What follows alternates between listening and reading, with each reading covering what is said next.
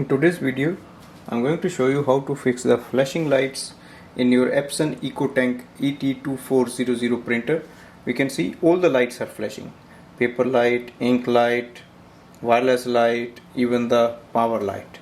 So it could be because of the paper jam. So let's check inside first. Open the front chamber. Look inside. So you can see there is a paper stuck there. So we have to take it out.